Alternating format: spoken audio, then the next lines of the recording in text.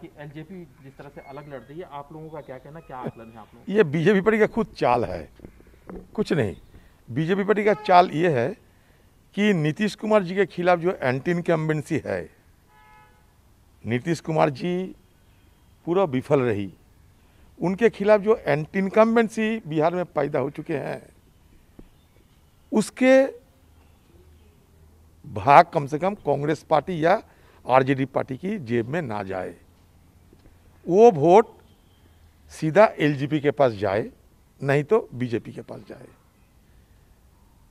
तो इसलिए जो हो रहे हैं बिहार में, एलजेपी बिहार की बीजेपी की साथ, केंद्र की बीजेपी पार्टी के साथ चर्चा करके, वार्ता करके, समझौता करके ये बगावत की बहाना कर रहे हैं।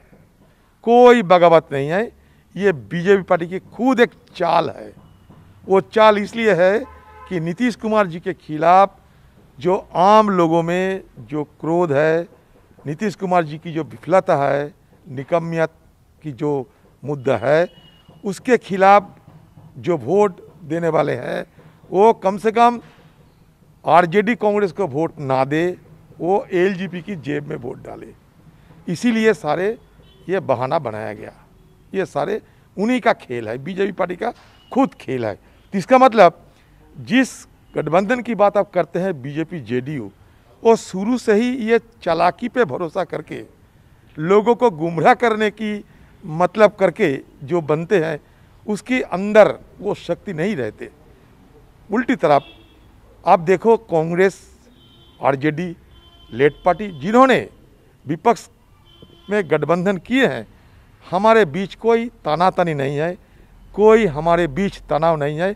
बड़े सुसंपर्क के साथ हम ये वहाँ गठबंधन बनाए हैं। तो ये अगले दिन पता चलेगा, और मुझे पूरा भरोसा है कि ये रिपीटेशन होगी बिहार की चुनाव को। एक बार बीजेपी पार्टी को मुँह खानी पड़ी बिहार में, दूसरे बार बिहार की जनता ने बीजेपी पार्टी को वो सिखाएगा जो उनको सीखना चाहिए था।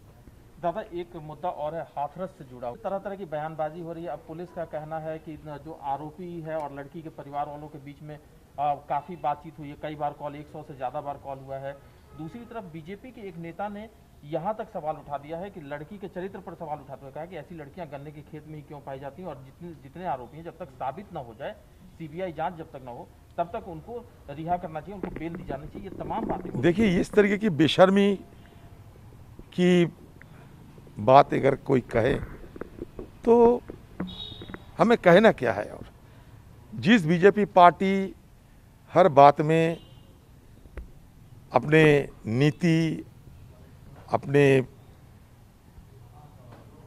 आदर्श की बात करते हैं, उसूलों की बात करते हैं, उन पार्टी की तरफ से अगर ये कोशिश रहे कि एक दलित परिवार की बेटी जिनका कोई नहीं है देखभाल करने के लिए, जो गरीब है, जिनके पास कोई ताकतवर नेता नहीं है, और छोटे समूह के लोग हैं, अगर उनकी घर की एक बेटी को इस तरीके की बलात्कार करने के बाद हत्या करने के बाद उनको अंत्येष्टिकरण करने का मौका छीना, ये अगर बीजेपी पार्टी को उसूल लगता है तो ये उसका करना है, मानना है, ये उसकी बात है।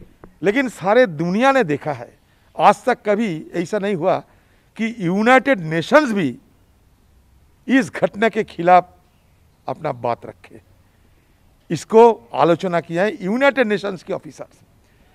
तो इसके बाद अगर सरकार उनके पक्ष है, वो पीड़ितों की परिवार को यूएपीए एनएसए में डाल सकते हैं, ऐसा करेगा लगता है। सीबीआई ने भी इतना, हाँ, ऐसा करेगा, क्योंकि लोगों को भ्रमित करने के लिए, जबरदस्ती मुद्दा से ध्यान हटाने के लिए, एक गरीब परिवार की एक बेटी की जान लेने की बदले, उनकी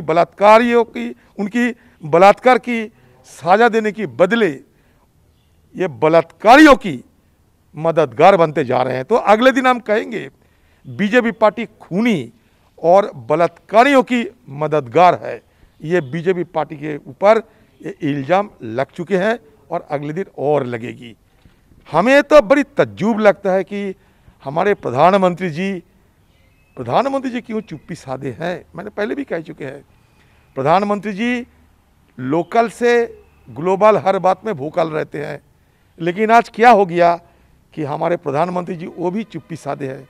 प्रधानमंत्री जी, आप क्या दलितों की प्राइम मिनिस्टर नहीं है? आपको ये सोचना पड़ेगा। हिंदुस्तान की छवि धूमिल होते जा रहे हैं। दादा, लेकिन उत्तर प्रदेश की घटना से अलग के राज्यपाल साहब है, उनका कहना है कि पश्चिम बंगाल में अगस्त के महीने में 200 से ज्यादा रेप हुए हैं, 600 से ज्यादा हो सकता है। पश्चिम बंगाल में बहुत सारे पॉलिटिकल मर्डर ज़्यादा होते हैं। पॉलिटिकल मर्डर हिंदुस्तान में सबसे ज़्यादा पश्चिम बंगाल में होते हैं। वहाँ भी गर्ल ट्रैफिकिंग होते हैं, दूसरे प्रदेश में भी होते हैं। मैं तो ये नहीं कहती कि सिर्फ उत्तर प्रदेश में होते हैं, लेकिन हमें कहना है कि जो बलात्कारियों ने इस तरीके की दरिंदगी की, उनको बलात्कार हत्या की, और जहाँ के पुलिस, एसपी, डीएम, सरकार मिलकर बलात्कारियों को बचाने की मुहिम छेड़ दिए हैं, इस तरीके की नज़ारा हिंदुस्तान में दूसरे स्टेट में नहीं है। जरूर दूसरे स्टेट में बलात्कार होते हैं, जरूर होते हैं, लेकिन ये नज़ारा नहीं है कि जहां सरकार खुद जमीन पे उतरे बलात्कारियों को बचाने के लिए। ये हमें देखने को नहीं मिलता कि हिंदुस्तान में और कोई सूबे में बलात्कारियों की रक्षा करने के लिए खुद सरकार जमीन पे उतरे। आज एसपी कहे, डीएम कहे, जो करते हैं उनका ये हिम्मत है। अगर सरकार को इजाजत ना रहे तो मतलब सरकार की इजाजत इसमें है कि तुम जो भी करना है करो, लेकिन बलात्कारों को खिलाफ कुछ ना करो। मतलब बलात्कारियों को आज राम की भूमि में, जहां राम राज्य बनाने की कोशिश हो रहे हैं, कहा जाता है कि हम राम राज्य बनाएंगे, राम की मंदिर बनते हैं अयोध्या में, उसी सूबे में बलात्कारियों को रक्षा करने के लिए, बलात्कारियों का संरक्षण करने के लिए खुद सरकार जमीन पे उतरे है। ये सारे देश के लिए शर्मसार एक घटना है। नमस्कार, मैं हूं मानक गुप्ता। अगर आपको हमारा ये वीडियो पसंद आया हो तो इसे लाइक और शेयर जरूर करें, और हां, हमें सब्सक्राइब और फॉलो करना ना भूलें ताकि आप देश और दुनिया की कोई खबर मिस ना करें। तो जुड़े रहिए हमारे साथ और देखते रहिए न्यूज़ 24।